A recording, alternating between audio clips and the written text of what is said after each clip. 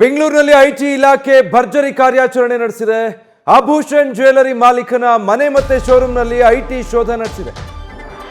ಜಯನಗರದ 2ನೇ ಬ್ಲಾಕ್ನ 7ನೇ ರಸ್ತೆಯ ಅಪಾರ್ಟ್ಮೆಂಟ್ನಲ್ಲಿ ಮತ್ತೆ ಅವರ ಅಂಗಡಿಗಳಲ್ಲೂ ಕೂಡ ಐಟಿ ಇಲಾಖೆ ಅಧಿಕಾರಿಗಳು ಶೋಧ ಕಾರ್ಯ ನಡೆಸಿದ್ದಾರೆ. ಚಿನ್ನದ ವ್ಯವಹಾರಕ್ಕೆ ಸಂಬಂಧಪಟ್ಟ ಹಾಗೆ ದಾಖಲೆಗಳನ್ನು ಸಂಪೂರ್ಣವಾಗಿ ಪರಿಶೀಲಿಸಿದ್ದಾರೆ ಐಟಿ ಅಧಿಕಾರಿಗಳು. ರಾತ್ರಿಯಿಂದಲೂ ಕೂಡ ಈ ಶೋಧ ಕಾರ್ಯವನ್ನು ನಡೆಸಿದ್ದಾರೆ ಐಟಿ ಅಧಿಕಾರಿಗಳ ತಂಡ. ದಾಳಿಯಲ್ಲಿ 30ಕ್ಕೂ ಹೆಚ್ಚು ಅಧಿಕಾರಿಗಳು ಶೋಧ ಕಾರ್ಯದಲ್ಲಿ ತೊಡಗಿದ್ರು ಅನ್ನೋ ಮಾಹಿತಿ ಇದೆ. ತೆರಿಗೆ ವಂಚನೆ ಮಾಡಿದ್ದಾರೆ ಅನ್ನೋ ಆರೋಪದಲ್ಲಿ 3 ದಿನಗಳಿಂದ ಈ ಶೋಧ ಕಾರ್ಯ ನಡೀತಾ ಇದೆ. ಡೀಟೇಲ್ಸ್ ಕೊಡ್ತಾರೆ ಪ್ರಜ್ವಲ್, ಲೈವ್ ನಲ್ಲಿ ಜಾಯ್ನ್ ಆಗ್ತಾ ಇದ್ದಾರೆ. ಪ್ರಜ್ವಲ್, ಬೆಂಗಳೂರಲ್ಲಿ ಮತ್ತೊಂದು ಐಟಿ ಬೇಟೆ, ಏನೆಲ್ಲ ಗೊತ್ತಾಗ್ತಾ ಇದೆ ಈ ಕಾರ್ಯಾಚರಣೆಗೆ ಸಂಬಂಧಪಟ್ಟ ಹಾಗೆ? ವಿಜಯ್, ಬೆಂಗಳೂರಿನಲ್ಲಿ 3 ದಿನಗಳಿಂದ ಆಭರಣದ ಅಂಗಡಿಗಳ ಮೇಲೆ ಐಟಿ ಅಧಿಕಾರಿಗಳು ದಾಳಿಯನ್ನು ನಡೆಸಿದ್ರು. ಅದರಲ್ಲೂ ಕೂಡ ಮುಖ್ಯವಾಗಿ ಆಭೂಷಣ್ ಜ್ಯುವೆಲರ್ಸ್ ಆಗಿರ್ಬೋದು, ಪೋಲ್ಕೀಸ್ ಆಗಿರ್ಬೋದು, ತಿರುಮಲ ಆಗಿರ್ಬೋದು, ಹೀಗೆ ಸುಮಾರು 7ಕ್ಕೂ ಹೆಚ್ಚು ಆಭರಣದ ಅಂಗಡಿಗಳಲ್ಲಿ ದಾಳಿ ನಡೆಸಿದಂಥ ಐಟಿ ಅಧಿಕಾರಿಗಳು 3 ದಿನಗಳ ಕಾಲ ನಿರಂತರವಾಗಿ ಶೋಧ ಕಾರ್ಯವನ್ನು ನಡೆಸಿದ್ದಾರೆ. ಅದರಲ್ಲೂ ಕೂಡ ಮುಖ್ಯವಾಗಿ ಆದಾಯ ತೆರಿಗೆಯನ್ನು ಇವರು ವಂಚನೆ ಮಾಡಿದ್ದಾರೆ ಅನ್ನುವಂಥ ಒಂದು ಆರೋಪದಡಿಯಲ್ಲಿ ಈ ಒಂದು ದಾಳಿಯನ್ನು ಕೈಗೊಳ್ಳಲಾಗಿತ್ತು. ಈಗಾಗಲೇ ಸಾಕಷ್ಟು ಕಡತಗಳನ್ನು ಕೂಡ ವಶಕ್ಕೆ ಪಡೆಯುವಂಥ ಒಂದು ಕೆಲಸವನ್ನು ಮಾಡಿದ್ದಾರೆ. ನಿನ್ನೆ ತಡರಾತ್ರಿಯವರೆಗೂ ಕೂಡ ಐಟಿ ಅಧಿಕಾರಿಗಳು ದಾಳಿಯನ್ನು ಮುಂದುವರಿಸಿದ್ರು. ಈಗ ಐಟಿ ಅಧಿಕಾರಿಗಳು ದಾಳಿಯನ್ನು ಅಂತ್ಯಗೊಳಿಸಿ ಕಡತಗಳನ್ನು ಕೂಡ ತೆಗೆದುಕೊಂಡು ಹೋಗಿರುವಂಥದ್ದು. ಅಂದರೆ ಈ ರೀತಿಯ ಒಂದು ದಾಳಿಯಾದಂತಹ ಸಂದರ್ಭದಲ್ಲಿ ಪ್ರಮುಖವಾಗಿ ಆದಾಯ ತೆರಿಗೆಯ ಅಧಿಕಾರಿಗಳಿರ್ತಾರೆ. ಇಲ್ಲಿ ಆದಾಯ ತೆರಿಗೆಯನ್ನು ಕಡದೇ ಇರುವಂತಹದ್ದಾಗಿರ್ಬೋದು, ಹಾಗೆ ವ್ಯವಹಾರದಲ್ಲಿ ಪಾರದರ್ಶಕತೆಯನ್ನು ಕಾಪಾಡದೆ ಕೊಳ್ಳದೇ ಇರುವಂತಹ ಸಂದರ್ಭದಲ್ಲಿ ಈ ರೀತಿಯ ದಾಳಿಗಳಾಗ್ತಾ ಬರುತ್ತೆ.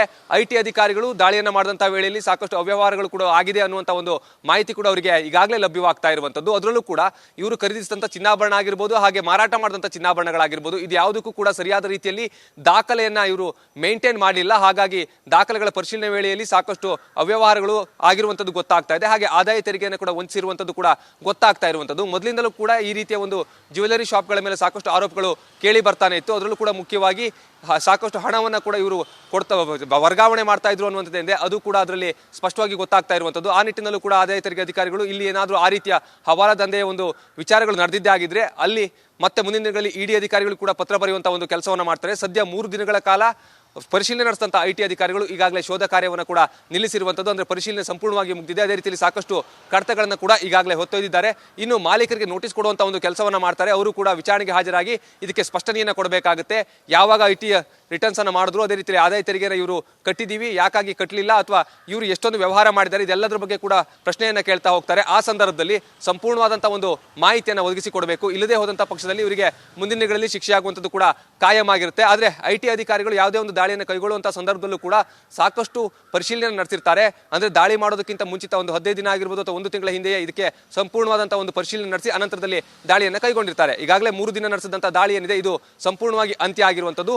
ಅಲ್ಲಿನ ಒಂದು ಮಾಲೀಕರೇನಿದ್ದಾರೆ ಅವರಿಗೂ ಕೂಡ ನೋಟಿಸ್ ಕೊಡುವಂಥ ಒಂದು ಕೆಲಸ ಆಗಿದೆ. Vijay, thank you Prajwal.